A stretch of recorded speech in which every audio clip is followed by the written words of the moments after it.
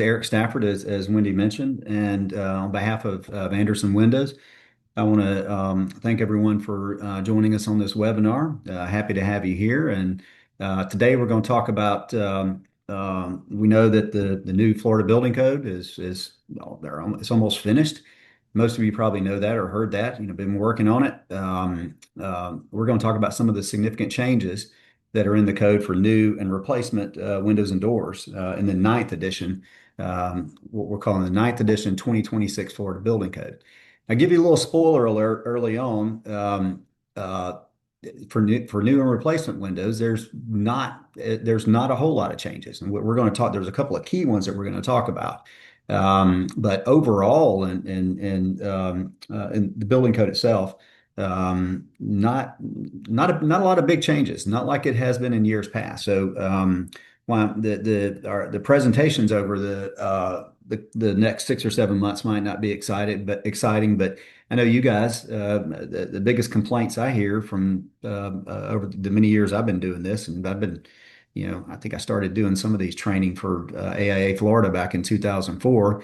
Is one of those biggest complaints is the code keeps changing. Why do we keep changing the code? Why do we keep moving things around?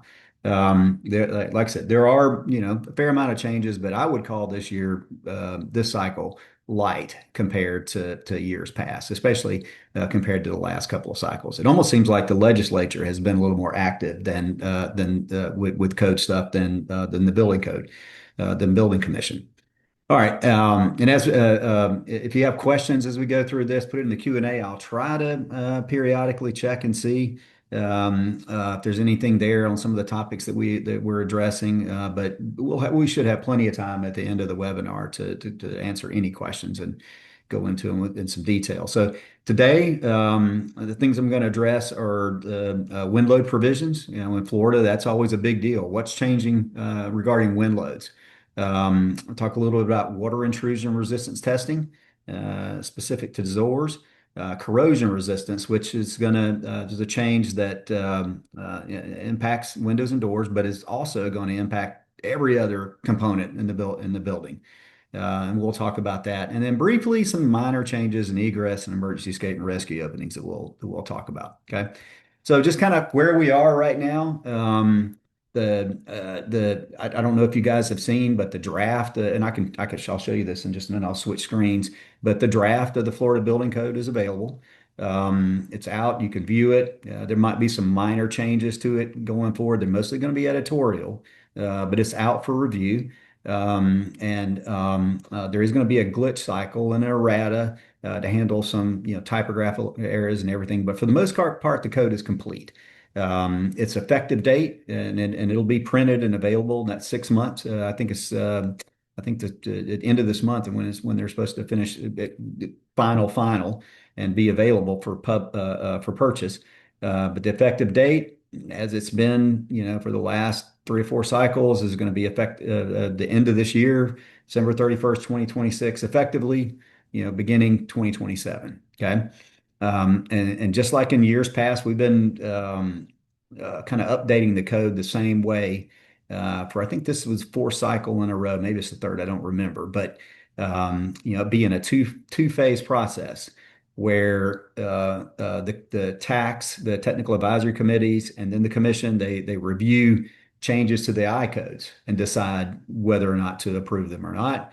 And then there's a second phase where the public can submit proposals, specific to Florida, and the tax and the commission will review and decide whether to include those in the next edition of Florida Building Code. The interesting thing is, because of the way this process works, and many of you may have noticed, if you do a lot of work outside of Florida and other areas that use the IBC, while in the preface, it talks about the Florida code being based on the 2024 I codes, or that they were used in the development. The Florida code looks a lot different from particularly the building and the residential code. They look a lot different than the International Building Code and International Residential Code. And it's all because of how the updates are going.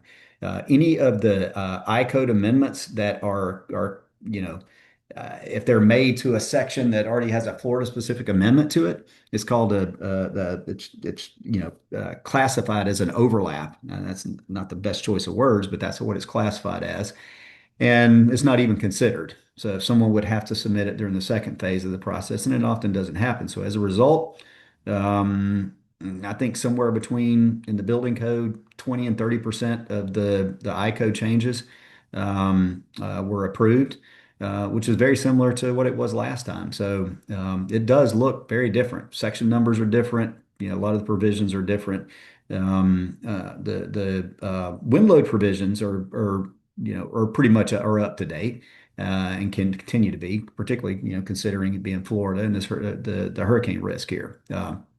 But another thing, it does include updates from the 2027 I code. Some people brought forward things that they were doing with the I codes because the next version of the IBC and IRC and I codes are going to be the 2027 codes.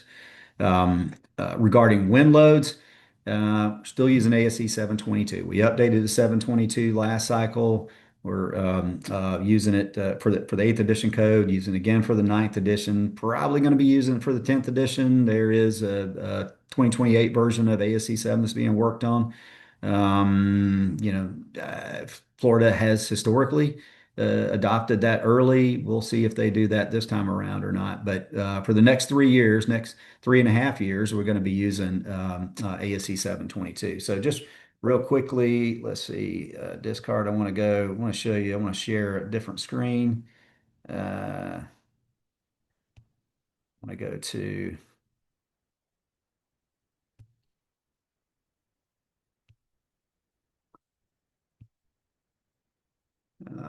if you go to this, where you can see the draft of the code of all the Florida codes, go to the BCIS, and you could also go to the ICC website, but just click on the Florida Building Code link, and then there's a little tab here, draft ninth edition of the 2020, 9th edition 2026 FBC, and then you see all the various codes. And so we'll just click on the building code. One of the things you'll notice, which I like this time around, as far as the format goes, is that on the PDF and the printed, if you actually get the printed version, we're using ICC is using the single column format right now, instead of the two column format. There we go. So couldn't get chapter one to pull up, but again, very similar to how we've done in the past with the margin markers indicating where there are changes, and there's also dots now that'll indicate where something's been deleted. So if you want to take a look at the draft, like I said, all the codes are there. Go to the BCIS is floridabuilding.org, and then click on the links as I showed you earlier. Okay, so let me stop sharing and uh, go back to the presentation. And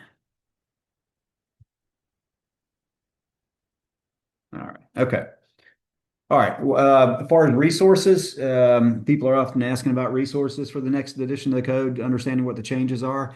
I know that the commission and the department is working on these analysis of changes. They've been putting these out since the first edition of the 2001 Florida Building Code.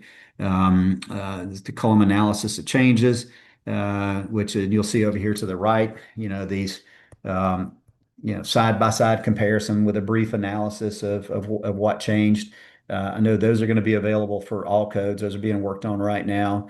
And the state is, I know they're going to work on some fact sheets later on this year. One in particular to cover the corrosion resistance item we'll talk about here in a few minutes, and probably a few other things. And I think ICC is going to put together their significant change document. They've done that a number of years in a row, and my understanding is that's coming out. So over the next couple of months, you'll start seeing these resources available. These analysis of change documents, they'll be available on that Florida Building website, and that I showed you earlier. And then also should be available on the Building a Safer Florida website as well. You can Google that, which they're partnered with the DBPR and the Florida Building Commission. All right, so let's talk a little about the wind provisions. As I mentioned earlier, this being, not a lot of changes this cycle.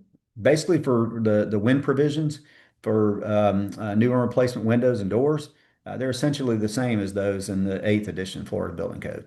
The wind speed maps are unchanged. The simplified table in the residential code is unchanged. We're still determining design wind pressures in accordance with ASC 72.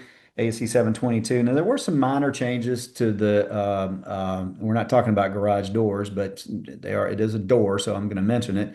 Some minor changes to the garage door section, some terminology changes, vehicle access doors now instead of garage doors and rolling doors, and then the table of simplified pressures for garage doors has been very slightly modified based on some coefficient changes in ASC 7.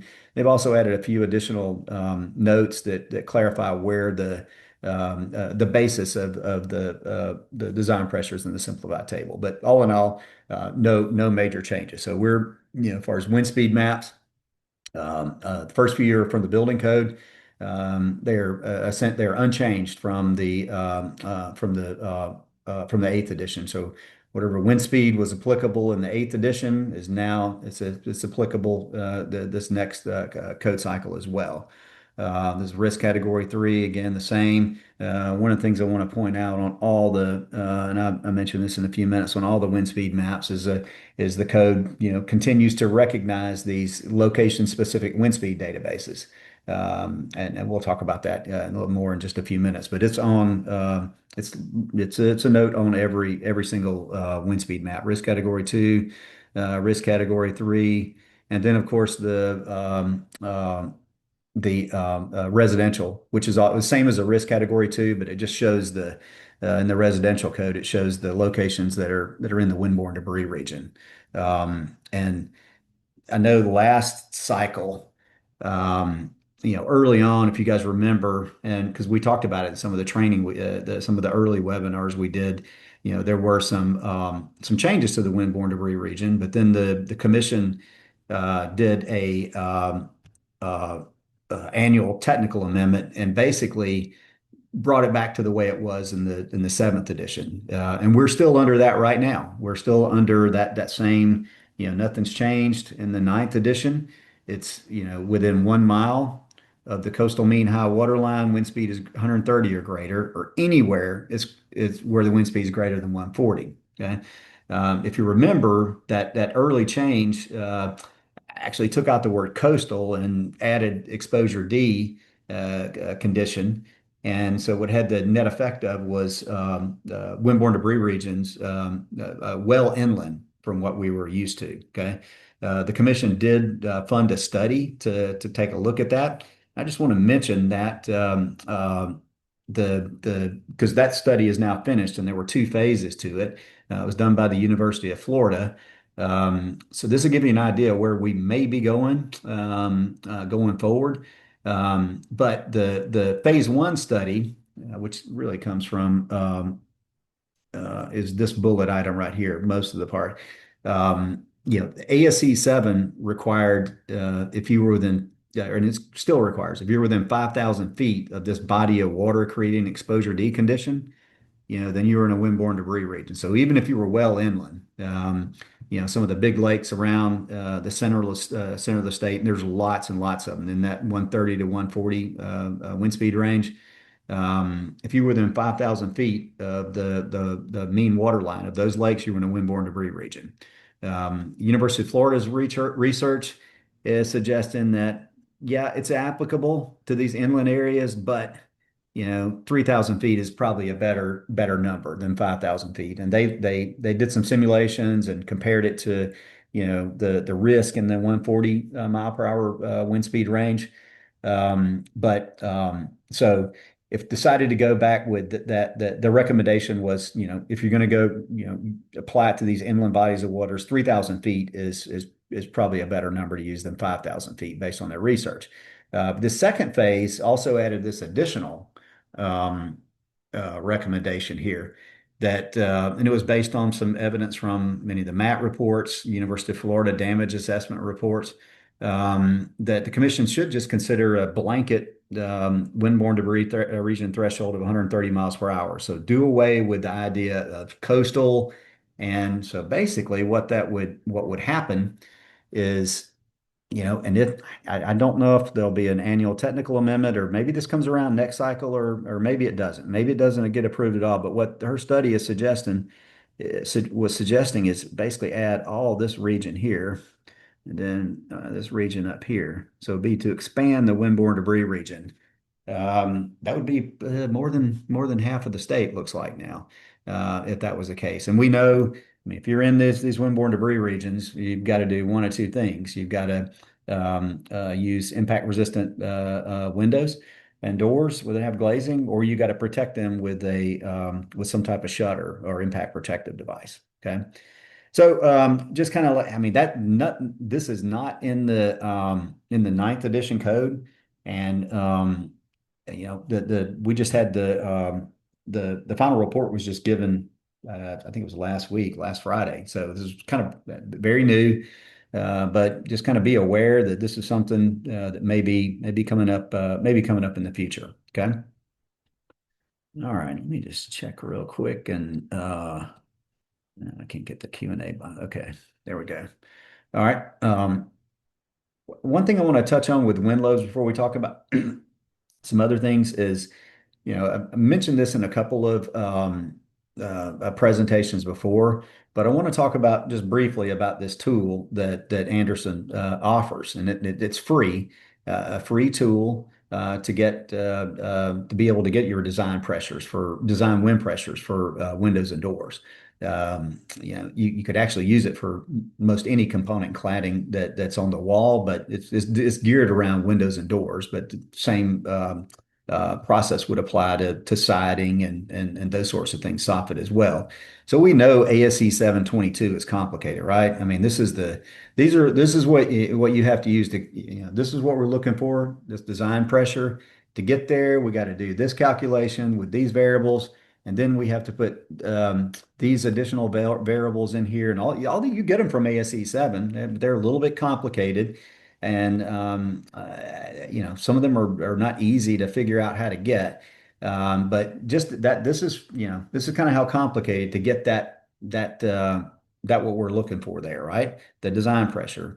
We have a simplified table in the code. It's not as complicated as ASC 7, but it's still a big table, a lot of numbers. And then it's only good for buildings with a mean roof height of 30 feet. And for exposure category B, you'll have to modify it for other exposures and other mean roof heights. This Anderson Windy app does all of it for you. You just put in a couple of things you gotta be able to answer about the site and the size and the wind speed, and the type of structure that we're dealing with, and it'll calculate your wind speeds for you. So I'm gonna instead of going through the slides, this is the website right here, windy.anderson.com. You just got to sign up, create an account, and then you can use it. So I'm gonna stop sharing this and go to I've already got the website pulled up, so it should be pretty quick here. Well, I had it pulled up. Where is it? Okay, I'm at the Florida one. There we go. All right. So once you sign up and log in, this is the homepage for the Windy app. And so there are three options, three things you can do. You can, calculate your, I can't draw on the website. You can calculate your wind speed, just a simple wind speed lookup. Put in an address, very similar to the hazard tool, the ASC hazard tool, and how the ATC site used to work. And it uses a site specific. It uses the same geocoded wind speed contours that the hazard tool does, and does as an algorithm that interpolates in between them, just like the hazard tool does, and like the AT is more is the algorithm is more similar to the ATC site than it is the hazard tool, but at any rate, it pretty much gives you the same thing. And then the second option is you want to just calculate a real quick, design pressure for a window or door. Just want to check something real quick. There's that option, and then the third option is you could actually do a project. You can put multiple different windows, multiple doors, name it. You can and you can save it, email it to yourself, and do calculations for all of them all at one time. You'll indicate where they are, and the program will do the calculation for you. So I'll just show you real quick. And again, this is free. It doesn't cost anything to use. I've already picked out an address in Florida, but I just grabbed one this morning. Any address. So this is in Bradenton, Florida, 3106 11th. It's a single family dwelling somewhere in Bradenton, Florida, Avenue. There it is, Avenue East, 3106 Avenue East. You can get wind speeds and design pressures from 710, 716, or 722. And obviously, when 728 comes out, we'll be adding that option in there. But right now in Florida, we're using 722. Pick our risk category. So I told you this was a single family dwelling. So use risk category 2 and just click on view wind speed. And we see our wind speed here is 147 miles per hour. Okay. That's an interpolated value between the 140 and 150 contours. Now, just real quickly, if you wanted, let's say we wanted, you want to do a quick design pressure calculation for some windows, maybe a sliding glass door. Let's use this. Click on that link and then go 3106. Put the address in, same one we just did, Avenue. 11th at 3106, sorry, 11th Avenue, where East Bradenton. Here we go. All right, and still using ASC 722. This is a risk category 2 building. Select our exposure category. We're not talking about exposure categories today, but we have talked about them plenty of times. It'll have to be one of three: exposure B, C, and D. I've already looked at this place on Google Maps, and it's in an exposure C category. It's near a lake, and it's kind of open area. It's not exposure D, but it is exposure C. Could see the mean roof height, but let's say the mean roof height is around 20 feet. It looks like a single story building. And let's just pick 10 square feet. We can pick anything. If you pick 5 square feet, it's going to calculate at 10 square feet because that's the lowest value. But so let's just pick 10 square feet.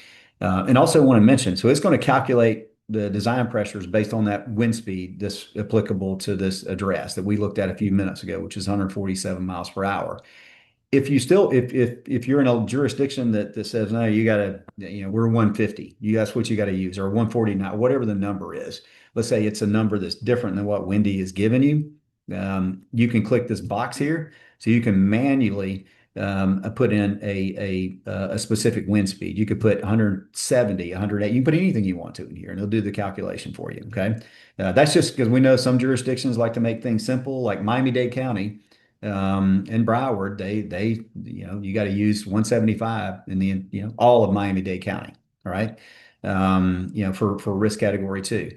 So that's the purpose of this box here, to allow you to be able to do that. So we've got the details in here, and then we just hit calculate.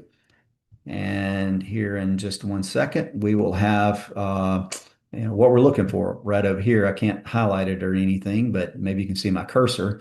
So our positive design pressures are 30.05 for zone 4 and zone 5. And then our negative zone 4 is 32.6, and our negative zone 5 is 40.24. Okay.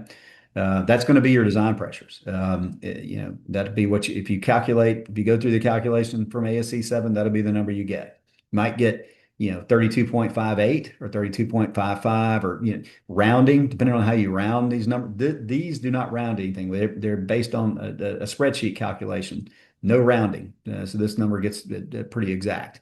But again, you get your wind speed, exposure category, and then the nice thing about it is that you get all the details below that went into the calculation. It tells you, the factors we looked at a few minutes ago. KZT was 1.0. That's topographic factor. What your KZ was, and that's based on the exposure and the mean roof height, and all the factors that went in to make that calculation. They're all given to you right here. It also does indicate whether you're in a windborne debris region. Okay, so our wind speed was 147 miles per hour. Now, clearly, we're in a windborne debris region. Okay. So again, a free tool doesn't cost anything. You got to do a sign up, and you can use this for the simple wind speed, simple door window or door design pressure calculation, or the project specific one, which is as you can see, I've got a couple of projects in here that I've kind of played around with different numbers of units. You can save them, and makes it a little easier to keep up with things. Okay. All right, let me get back to let's see a Q&A box here. Let me just see if anything. So no questions right now. Let me share different screen. Let's see.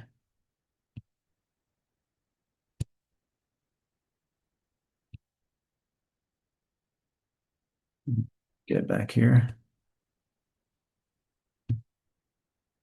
Yeah, somehow it jumped backwards a little bit. Let me get back to our where we left off at.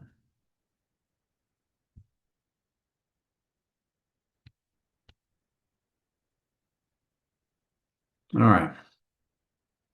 Okay. Don't see any questions, but again, we should have some, or we will have some time at the end to talk about. Well, and now it put me back. Any rate, I got to move forward. This is I decided to jump off it's easier to do this with a webinar when you're in person. It's not as easy to just to go to the website and change everything for to show you the app like we just did. But okay, next couple of topics, related to windows and doors. There's been a fairly big change to the overhang exception and the requirement for water testing. This is an item that's been around. I'm trying to remember. I think it was the 2000. I knew this at one time. I think it was around the 2000, one of the supplements to the 2004 Florida Building Code added in this overhang exception. So as long as you had to, and this is some of the details right here, but this will give you a better idea. As long as you had an overhang that extended, the distance of the height from the top of the overhang to the top of the threshold like we shown here, as long as that overhang ratio in the code is called 1 to 1, then it considered that, this door doesn't apply to windows, it's just doors, that this door is protected from water, protected from rain, wind-driven rain, and did not require water testing, right? So that was what we called the overhang exemption. And in the eighth edition, it says their doors are not required to be tested for water infiltration, where they're protected with an overhang ratio equal to or more than 1. And then, like I said, that overhang ratio is just overhang length divided by the overhang height. And the overhang length, like I said, this drawing here kind of shows you, and we just described it as well. So it was in the building code for the non-high velocity, and this is a section of the high velocity, and pretty much same thing in the residential code. What's happened now is that there's no longer this blanket exemption for exemption to water resistance testing. What the code now requires is where you have this overhang, this 1 to 1 overhang. You still don't have to meet the full water resistance requirement, but it needs to have a limited water rating, which is that's an LW as we've shown here. It's not. It's more of like a spray of water on the door, not tested at 15% of the positive design pressure rating. So it'd be testing for some amount of water instead of a blanket exception to water infiltration testing. So that's and again, it only applies to doors. This is not to windows, and it's only for certain doors, as we're going to see in just a few minutes. So the key distinctions between the high velocity and the non-high velocity is that in areas outside of the high velocity, this LW rating does not apply to side swinging doors at all. It would only apply to sliding doors that are within the scope of doors that are within the scope of NAFs. The AMA 101 IS2, I forget the last number, but it's what's called the North American Fenestration Standard.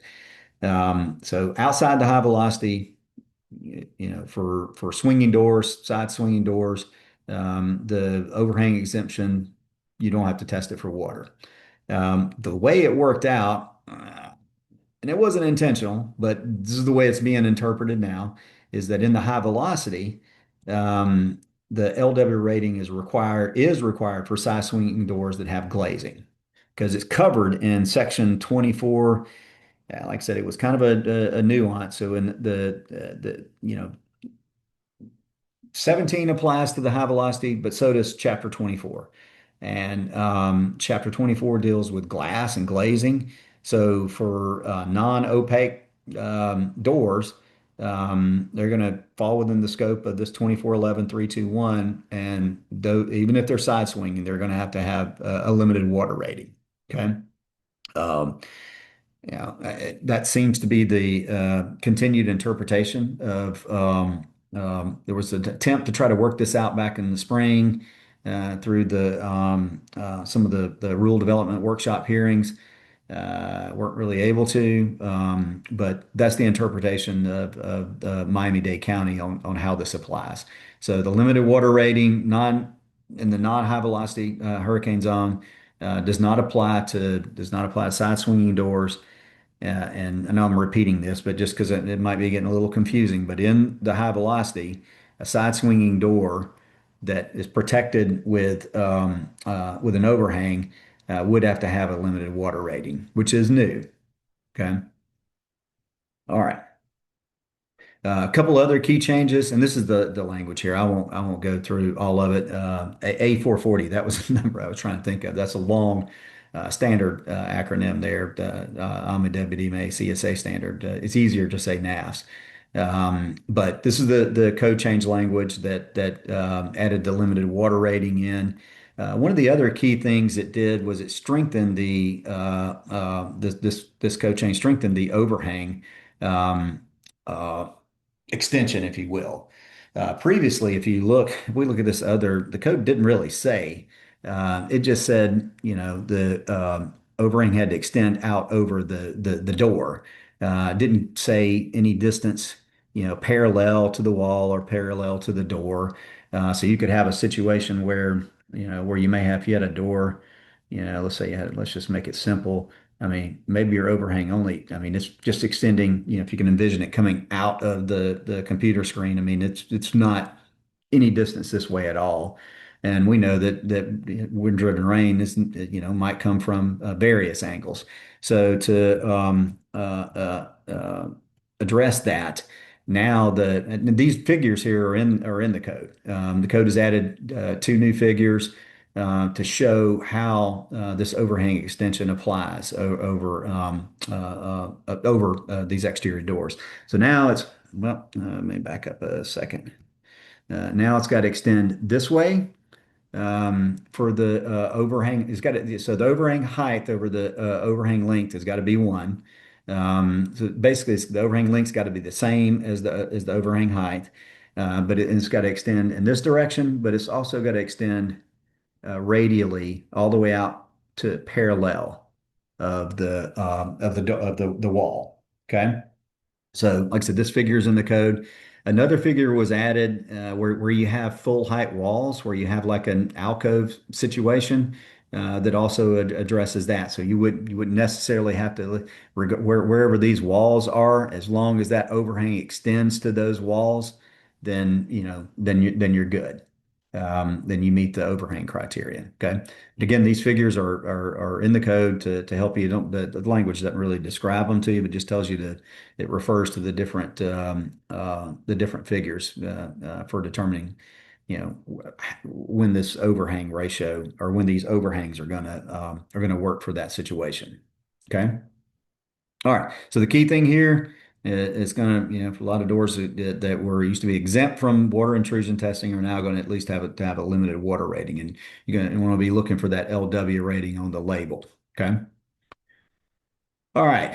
Another item that's caused a bit of consternation is these new corrosion resistance requirements in the code.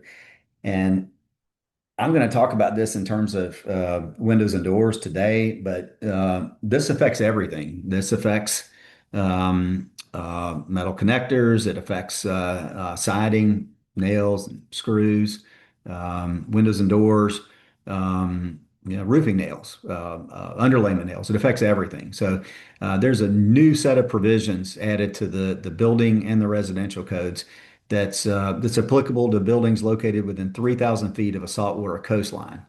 A new set of corrosion resistant requirements, and it's in section 1711 of the Florida Building Code building, and it's in section R332 of the Florida Building Code residential. So these are two new standalone sections. And then there are pointers placed in various locations throughout the code to get you back to these. Okay. Yeah, 3,000 feet is the trigger. So if you're within 3,000 feet of a saltwater coastline, these provisions are going to apply.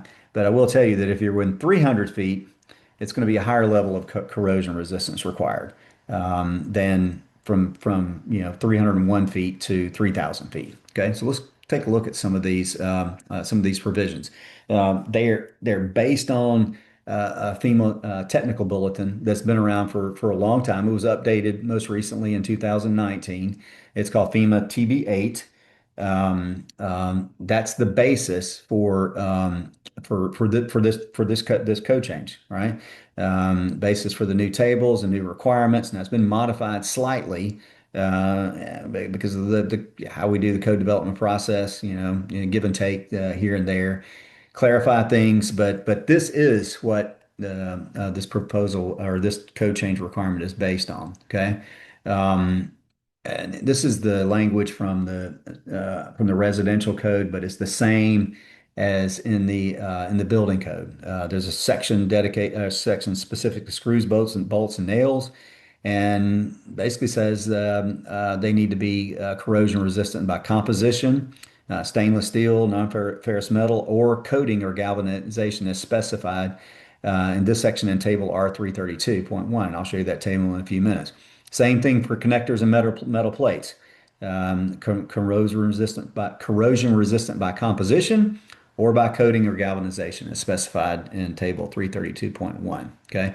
Here's a couple examples of pointers that are throughout the code. I'm only showing two here, but there's lots of them. In the building code, they're all over the place. It's really a ton of them. And in the residential code, under Chapter 6, under 601.3, which would essentially make this apply to windows and doors.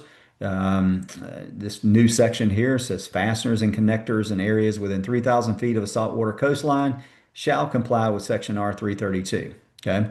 For roofing, just to give you another example, because there's some corrosion resistant requirements for roofing. Roofing nails, screws. This is the one for nails. A new sentence has been added on the end of this section. It says if you're in areas within 3,000 feet of the saltwater coastline, nails have to comply with section R332. Okay. Uh, Pretty much the same thing in the building code. You'll see the exact same thing. Okay. Although the chapters and section numbers are a little bit different, but more or less covers the same thing.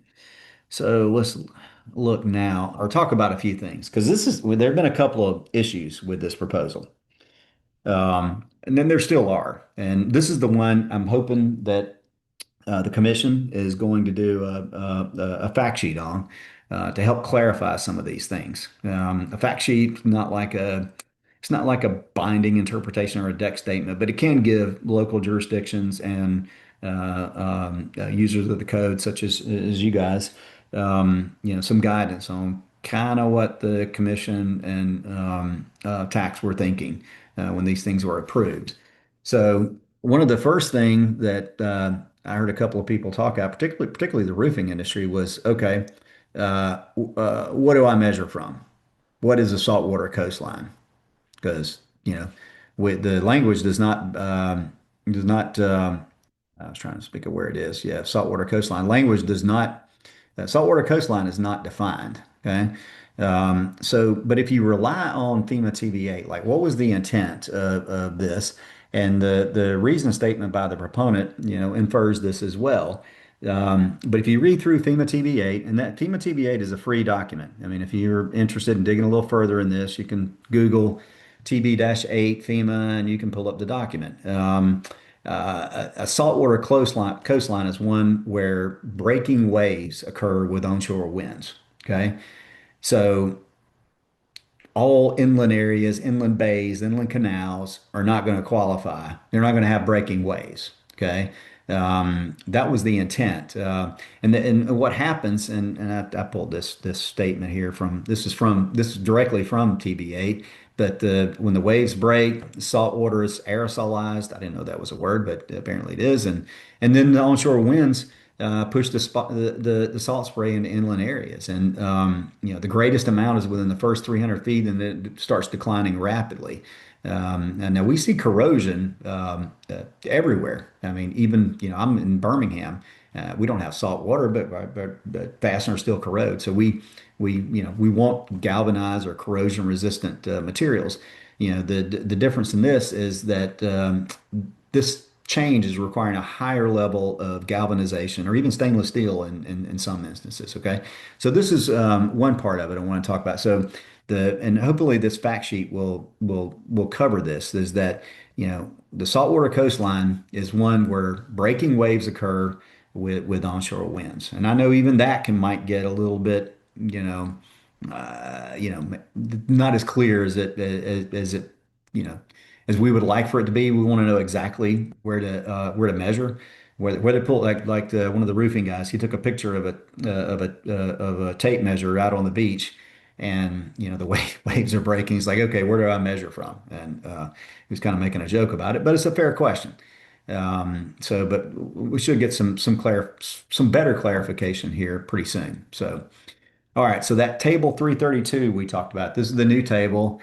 This will kind of give you an idea. Okay, so if you're less than or equal to 300 feet from saltwater coastline, screws, bolts, and nails for this exposure category are stainless steel. Okay, if you're in this category, you can use galvanized. Now, this is for within 300 feet, but the metal connectors and whatnot enhance galvanizing or galvanized. And then from 300 feet to 3,000 feet, we see we're further away. We don't have stainless steel, but we still have galvanized and enhanced galvanizing.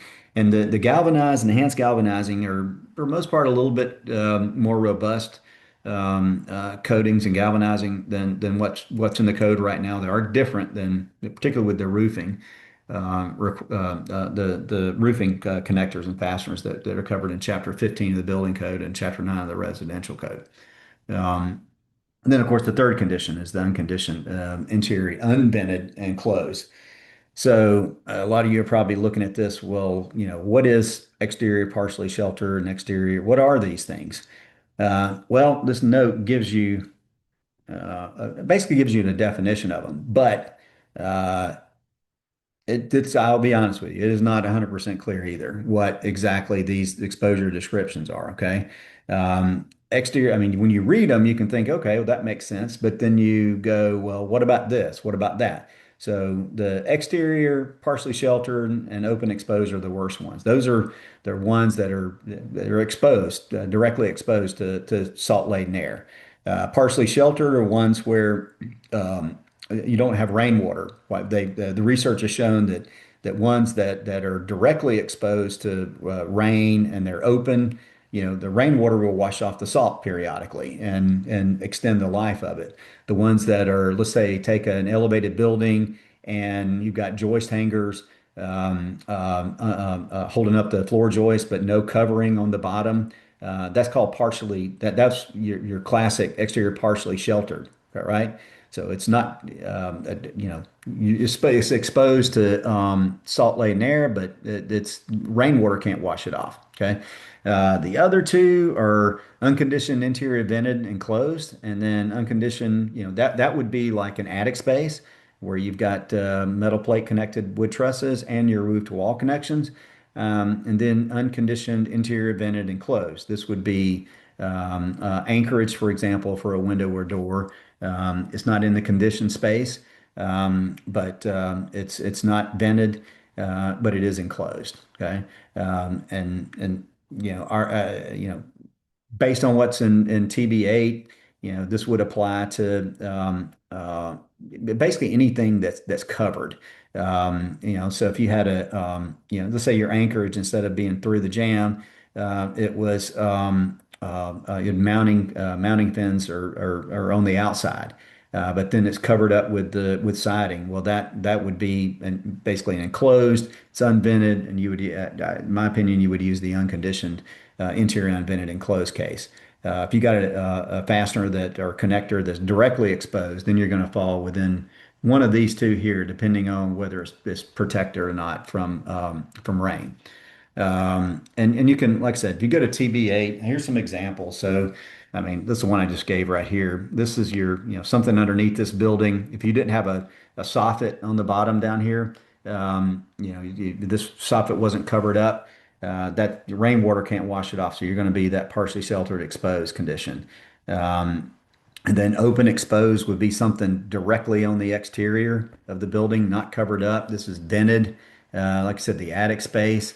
And then TB8, so little bit different. The exposure definitions are, like I said, are slightly different, but the one that says interior living space, including conditioned spaces, that one's not even in here. And because there was debate, about whether, well, does that mean my cabinet nails have to be, the nails I use to install my cabinets, they now need to meet this requirement? Are they going to have to be stainless steel or?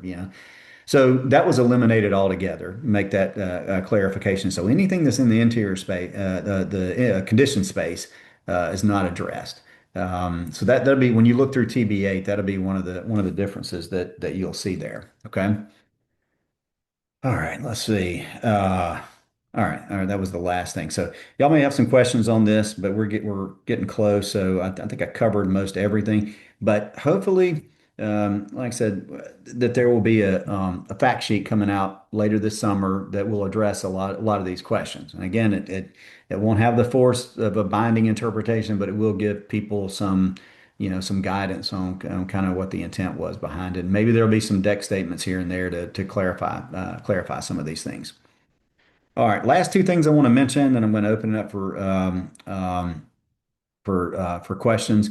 There were a couple of minor changes to emergency escape and rescue doors in the building and residential codes, and then also the main egress door in the residential code. And the code has added pivoted and balanced doors can also now qualify as emergency escape and rescue doors. And pivot and balance doors, you guys, I know you're familiar with what those are.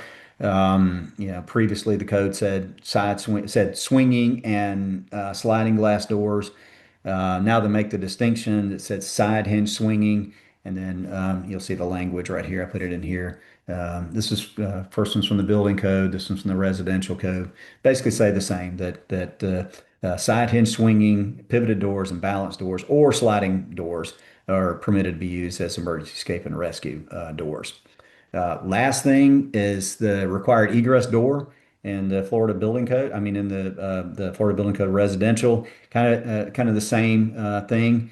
Allowed the use of pivoted doors and balanced door types to be that main egress door in the residential code. And again, because we've added those in, clarifies that the swinging door is a side hinge swinging door.